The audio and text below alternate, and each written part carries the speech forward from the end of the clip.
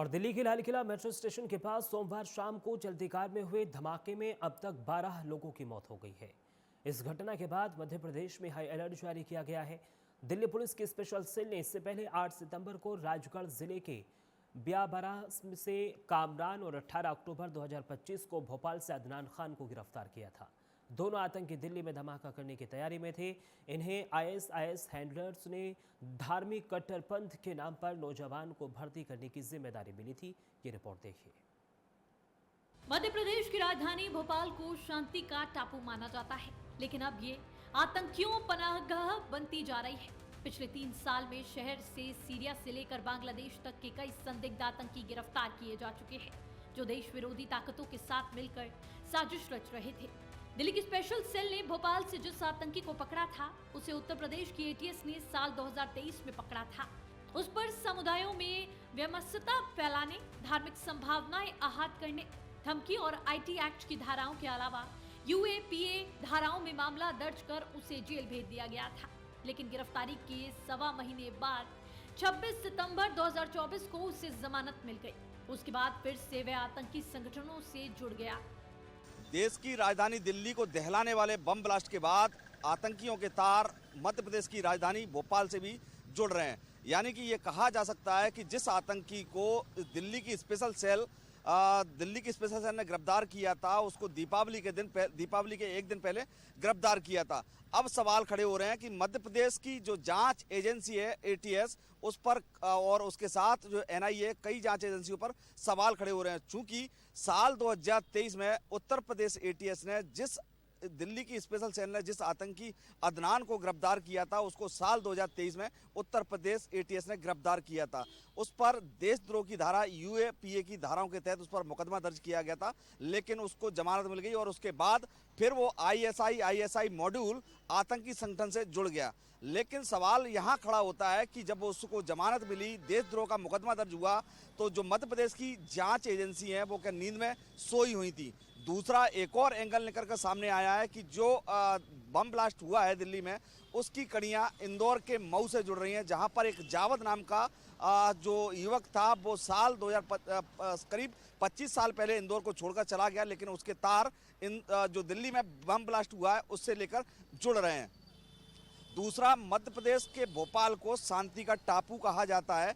शांति के टापू पर हर बार कोई ना कोई नए आतंकी संगठन पकड़ में आता है। देखा जाए तो राजधानी भोपाल की सेंट्रल जेल में 69 आतंकी संगठन 5 आतंकी संगठनों के 69 आतंकी जेल में फिलहाल बंद हैं, जिसमें सबसे ज़्यादा संख्या सिमी आतंकियों की है, जिनकी संख्या 24 है। और उसके बाद पीएफआई के सदस्य जो 17 पॉपुलर फ्रंट ऑफ इंडिया के जो आतंकी संगठन रहे, उसके 17 सदस्य भोपाल सेंट्रल जेल में बंद है। यानी कुल मिलाकर 69 आतंकी भोपाल सेंट्रल जेल में बंद है। अब ऐसे में सवाल खड़े हो रहे हैं कि राजधानी भोपाल आतंकियों की मुफीद पनाहगाह बन गई है। ऐसे में कई जांच एजेंसियों पर भी सवाल खड़े हो रहे हैं। राजधानी भोपाल सेंट्रल जेल में फिलहाल 69 आतंकी बंद हैं। अलग अलग आतंकी संगठनों से ताल्लुक रखते हैं ये आतंकी।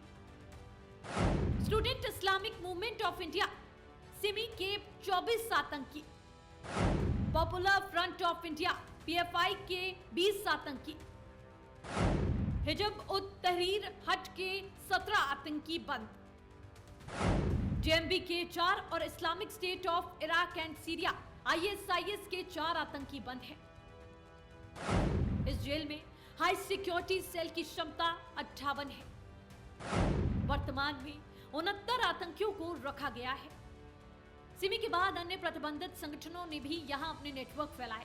जमात उल मुजाहिदीन बांग्लादेश जेएमबी के आतंकियों ने भोपाल में पनाह ली, लेकिन इंटेलिजेंस की सक्रियता से उनका मॉड्यूल ध्वस्त किया गया। इसके बाद एनआईए ने शाहजहानाबाद में पीएफआई और हिजब उत तहरीर के सदस्यों को गिरफ्तार किया। पुलिस और एजेंसियों की जांच में ये सामने आया कि कुछ युवक सीधे आईएसआईएस से संपर्क में थे। आतंकियों की मौजूदगी के बावजूद पुलिस और खुफिया एजेंसियां सतर्क नहीं दिखी।